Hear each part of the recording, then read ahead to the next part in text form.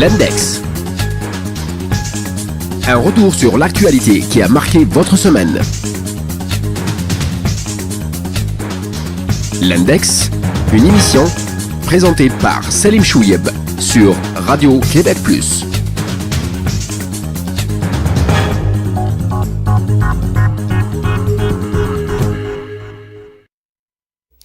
Mesdames et messieurs, bonsoir et bienvenue à l'émission L'Index sur Radio Québec Plus. Ce soir, nous allons parler un peu de notre communauté, de la communauté arabo-musulmane de manière générale et de diversité. Alors que quelques mois seulement nous séparent des prochaines élections générales ici au Québec, nous commençons déjà à voir quelques candidatures issues de la communauté qui commencent déjà à faire leur apparition avec bien évidemment les candidatures annoncées déjà de Haroun Bouazi avec Québec solidaire, Eve Torres aussi avec la même formation politique, ainsi que Rabah Moula. Il y a aussi Marwa Rizqi, la fiscaliste d'origine marocaine qui a été très critique, bien sûr, contre les politiques fiscales du gouvernement libéral et qui a décidé finalement d'opter pour le Parti libéral pour les prochaines élections.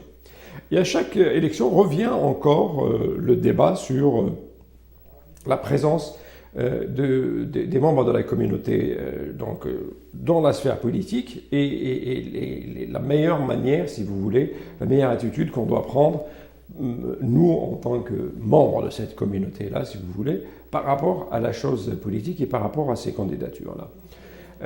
Il y a aussi un autre débat qui se fait pratiquement en parallèle, c'est celui de la représentativité. À chaque fois qu'il y a un groupe de militants, un groupe d'activistes qui se présentent comme ça dans une réunion avec des politiques, avec des ministres ou avec des députés, etc. Chaque fois qu'il y a des réunions, ça et là, il y a des réactions de la part d'autres groupes qui disent finalement, ces gens-là ne représentent qu'eux-mêmes, ils ne représentent pas la communauté, ils sont là pour leurs propres intérêts, et on rentre encore dans ce débat.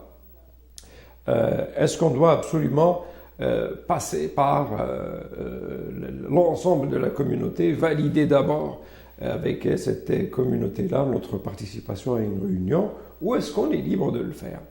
Et dans ce cas précis, il faut bien le dire, moi personnellement, je donne raison tout le temps aux gens qui sont actifs, qui ont le sens de l'initiative, qui essayent de provoquer les choses, qui essayent d'aller vers les responsables, qui essayent d'établir des liens, de construire des ponts. Ce sont ces gens-là qui peuvent faire le changement.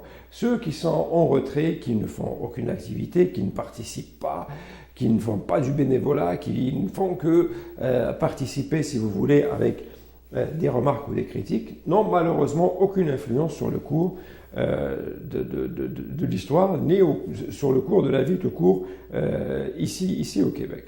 Pour les candidatures, la chose la plus importante à mon avis à retenir, c'est celle de dire un candidat d'origine arabe ne peut pas être forcément le choix de tous les Arabes. Parce qu'un vote, c'est l'expression par excellence de la démocratie. Il ne faudrait pas non plus qu'on phagocyte, si vous voulez, cet exercice-là en transformant notre vote en un vote tribal où on va choisir seulement les gens qui sont issus de notre culture ou de notre communauté ou de notre religion.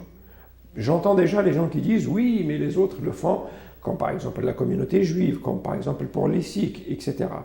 La spécificité de la communauté arabo-musulmane est qu'elle n'est pas présente, elle ne vit pas dans un ghetto, contrairement à ce que pensent beaucoup de gens.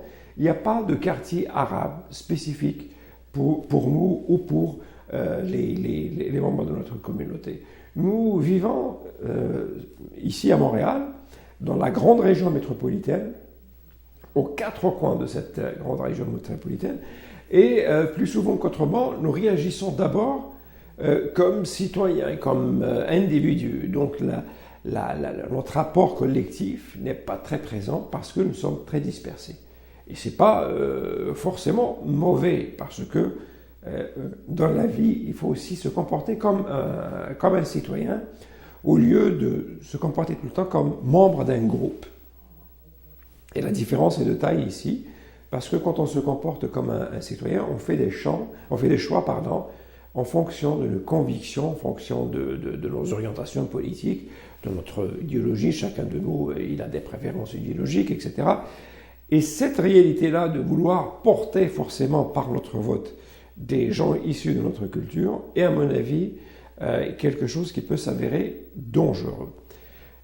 Pourquoi je dis ça, ça peut s'avérer dangereux? D'abord, quand on vote pour un arabe, cet arabe-là, c'est pas un robot, c'est pas un facteur non plus qui va transporter le message vers le Parlement ou vers l'Assemblée nationale. C'est quelqu'un qui lui aussi il a ses idées, etc. Donc on peut être arabe et ne pas partager les mêmes idées avec cet arabe-là ou avec ce citoyen-là d'origine arabe ou ce musulman ou même cet arabe chrétien si vous voulez. Et donc cette réalité de dire ah ben il faut voter, il faut aider les gens qui sont des arabes comme nous, les musulmans comme nous, etc. Elle ne peut pas se réaliser dans l'immédiat et surtout dans l'état actuel des choses. Nous sommes tellement dispersés et nous sommes aussi une communauté qui est en devenir. Donc nous sommes en train de nous implanter, de nous intégrer doucement. Si vous voulez, nous sommes en train de faire un apprentissage collectif par rapport à notre activisme politique. Et jusqu'à présent, on nous dit il n'y a pas réellement de présence arabe au sein du Parlement, il n'y a pas de musulmans au sein du Parlement. On en a eu, par exemple, une qui était avec le Parti libéral et qui n'est plus aujourd'hui à l'Assemblée nationale, Mme Fatima Oda Pépin. Et encore là, Mme Fatima Oda Pépin, c'est loin d'être la femme qui représente parfaitement bien la communauté arabo-musulmane. Elle se comportait comme une députée libérale et elle était pratiquement la représentante de l'idéologie libérale au sein de l'Assemblée nationale. Elle ne défendait pas les intérêts ni les positions, si vous voulez, de la communauté des arabo-musulmans en général. Donc il faut faire attention à cette idée de dire, puisque lui il est arabe, il va forcément défendre les intérêts où il va forcément être le meilleur représentant pour nous au sein de l'Assemblée nationale qu'un autre candidat. Je peux même vous dire que parfois, des candidats et des députés qui ne sont ni arabes, ni musulmans, ni africains, ni rien du tout, qui ne viennent pas des mêmes régions du monde, pourraient être encore plus sensibles à certaines problématiques qui touchent les communautés issues de l'immigration que d'autres qui sont originaires même des régions d'où viennent ces personnes-là. Donc, cette manière de parler de « ah oui, il faut qu'on trouve des comtés gagnants pour le candidat et c'est aux partis politiques de leur ouvrir ces comtés gagnants, etc. » Je vous rappelle un autre exemple. Le Parti québécois qui avait donné aux élections précédentes un comté gagnant à Jamila Ben Habib, candidate vedette à ce moment-là, à Trois-Rivières. Et les gens, les électeurs là-bas, ont tout de suite compris que cette personne-là a été parachutée par son parti et ils ont voté pour la candidate adverse et c'est, je pense, la candidate libérale qui avait gagné les élections là-bas.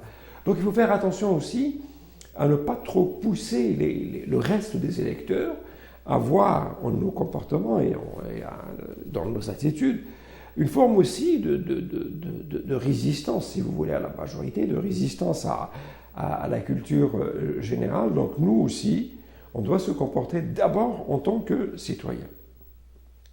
Bien évidemment, je peux être arabe et soutenir un candidat arabe, là n'est pas le problème. Je le soutiens non pas parce qu'il est arabe, je le soutiens parce qu'il partage les mêmes idées que moi, il partage les mêmes valeurs que moi, il est actif dans le même parti où moi j'active, etc. Cette question-là, elle est tout à fait... C'est quelque chose d'automatique, c'est quelque chose de normal, on peut le comprendre. Je parle de ce réflexe de réfléchir et de voir le monde toujours à travers ce prisme de l'appartenance ethnique ou culturelle qui peut déformer, mais alors là, totalement, les réalités et qui peut aussi aggraver les mauvaises perceptions que les autres ont de nous.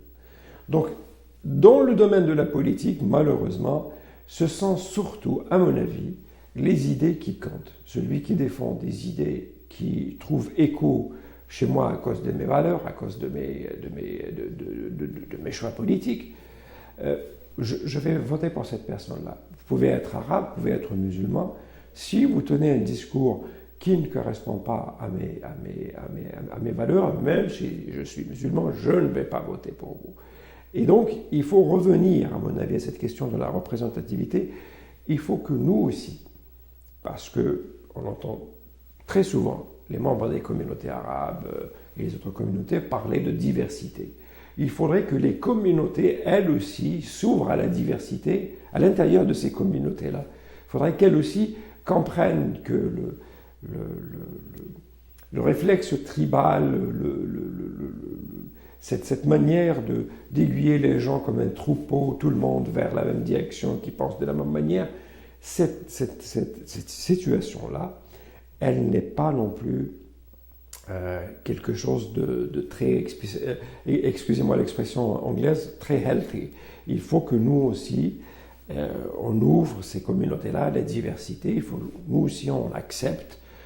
Par exemple, moi, je souhaiterais voir des candidats de chez nous qui le font par conviction dans tous les partis politiques, souverainistes, Parti libéral, la CAQ, le QS. Et je ne voudrais pas non plus que les autres, quand ils voient quelqu'un qui se présente avec la CAQ, on commence à lui dire « Ah, tu es un traître, toi, on doute un peu de ton appartenance à cette communauté. » Laissons les gens aller avec leurs valeurs, avec leurs propres convictions.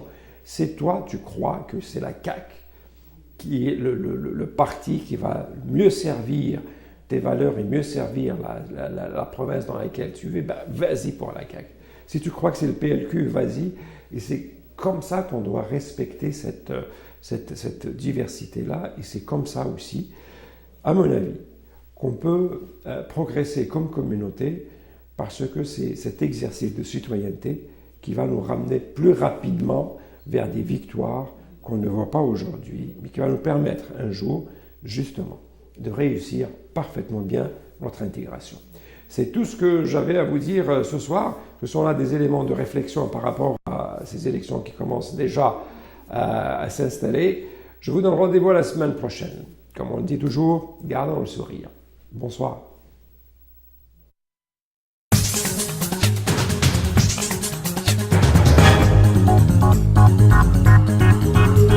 L'Index. Un retour sur l'actualité qui a marqué votre semaine. L'Index, une émission présentée par Selim Chouieb sur Radio Québec Plus.